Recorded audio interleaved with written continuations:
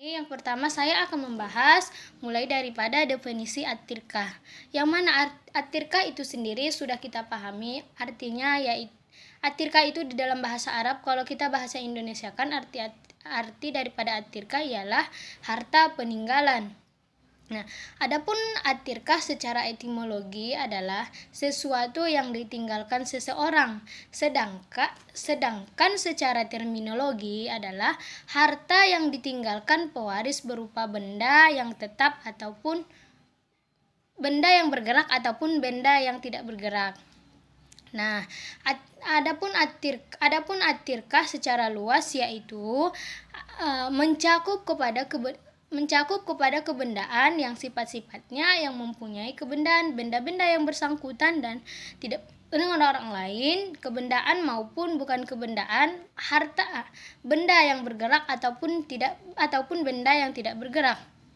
Nah, yang mana tirkah adalah apa yang ditinggalkan seseorang setelah meninggal, baik berupa harta benda maupun hak-hak ataupun non harta.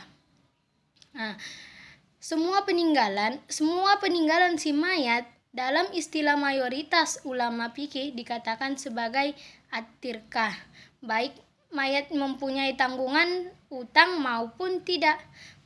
Nah, di sini contoh daripada harta, saya sebutkan contoh daripada harta yang bergerak seperti mobil, kereta, yang kendaraan lah ataupun alat transportasi itu masuk kepada harta yang bergerak.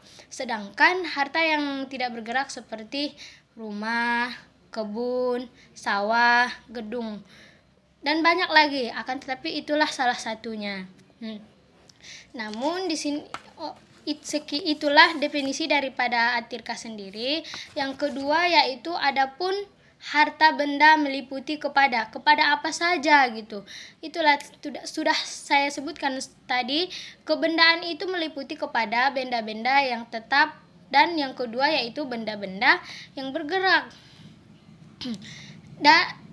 Benda-benda yang bergerak ini dan yang benda-benda segala tadi ulama fikih mengatakan setuju bahwasanya semua harta yang ditinggalkan si mayit itu masuk kepada tirkah, baik ia yang bergerak maupun tidak bergerak. Dan contoh daripada harta yang bergerak yaitu mobil, pesawat kalau punya pesawat. Nah, pokoknya yang bergerak lah. Dan yang kedua yaitu yang tidak bergerak seperti rumah, kebun, sawah. Nah, itulah dia salah satu contoh daripada yang bergerak dan tidak bergerak. Itu definisi daripada at-tirkah. Namun sekarang saya akan membahas tentang hak-hak yang bersangkutan dengan at-tirkah. Nanti kalau bertanya-tanya kan, apa saja sih yang bersangkutan dengan at-tirkah itu, ataupun apa saja sih yang bersangkutan dengan harta peninggalan itu gitu. Yang bersangkutan dengan harta adapun tirkah mayat memiliki bersangkut pautan dengan sekian banyak hak dengan urutannya. Yang pertama yaitu pengurusan dan mengafani jenazah, atau bisa juga disebut tazhiz, dengan biaya seperti pada umumnya. Apabila seseorang meninggal, maka tentunya untuk biaya pengurusan jenazahnya mulai daripada ia meninggal sampai ia dikuburkan itu akan diambil daripada hartanya sendiri. Nah, yang kedua yaitu dilunasi utangnya.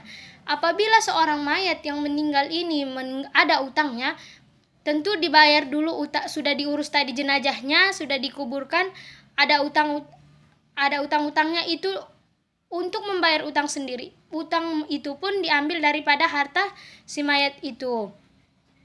Jangan dibagi harta peninggalannya itu kalau memang utangnya masih ada gitu. Nah, di sini terakhir akan masuk kepada macam-macam warisan, yang mana macam-macam warisan ada 4, dan saya akan sebutkan satu persatu. Yang pertama yaitu warisan dengan jalur fardu, dan yang kedua yaitu warisan dengan jalur asobah, dan yang ketiga yaitu waris dengan jalur rob, dan yang keempat yaitu waris dengan jalur rahmi. Nah, apa saja sih sebab-sebab supaya mendapat warisan ataupun mendapatkan harta yang ditinggalkan si mayat tadi? Nah, yang pertama yaitu hubungan kekerabatan. Yang kedua, pernikahan. Kalau sudah pernikahan pasti mendapatkan harta warisan. Yang ketiga yaitu hukum wala. Nah, sekian pembahasan saya pada materi hari ini yaitu at-tirkah. Kurang dan lebihnya saya mohon maaf. Materi selanjutnya akan dibahas kepada video-video selanjutnya. Sekian dari saya. Billahi taufik wal hidayah. Assalamualaikum warahmatullahi wabarakatuh.